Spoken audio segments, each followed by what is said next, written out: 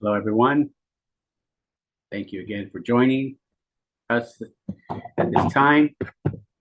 We will be moving on to our Lectio Divina, and tonight's verse is going to be 1 Corinthians chapter 13, verses 4 through 7.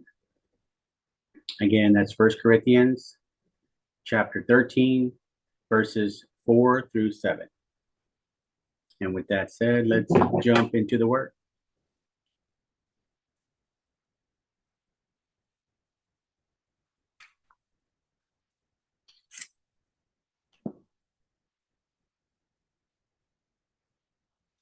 Lord, speak, and your servant is listening. Love is patient and kind. Love is not jealous nor boastful.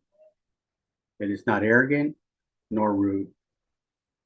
Love does not insist on its own way. It is not irritable or resentful. It does not rejoice at wrong, but rejoices in the right. Love bears all things, believes all things, hopes all things, endures all things. Word of the Lord, thanks be to God. I'll go ahead and read it again a little slower. Love is patient and kind. Love is not jealous or boastful. It is not arrogant nor rude. Love does not insist on its own way. It is not irritable or resentful. It does not rejoice at wrong, but rejoices in the right. Love bears all things, believes all things, hopes all things, and endures all things. Word of the Lord, thanks be to God. So I'll go ahead and allow a few minutes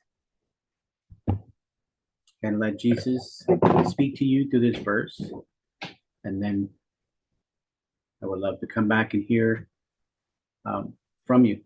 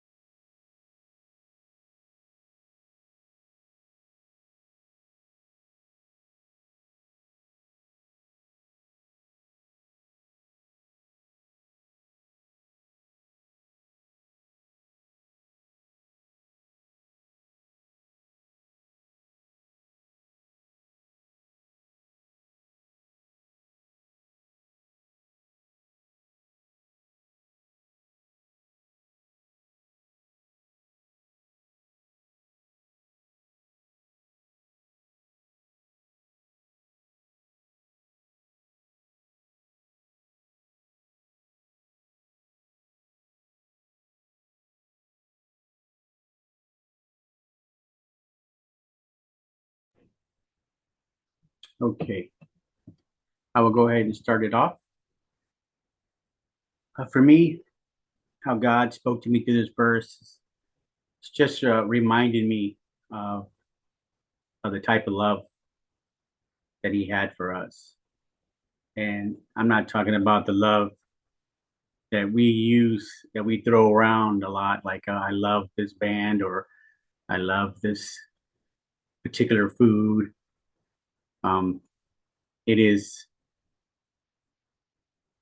the type of love that's unconditional, how Jesus loved us. And this verse is also, or those few lines are also very important to me as a married person, that is useful in helping to deter a lot of when disagreements or arguments may come into play. How keeping this Bible verse in your back pocket kind of helps when things start to go astray, that you remember how, that love is kind and love is patient, and that we're not to keep score of who apologized the last time, or whose turn it was to say I'm sorry.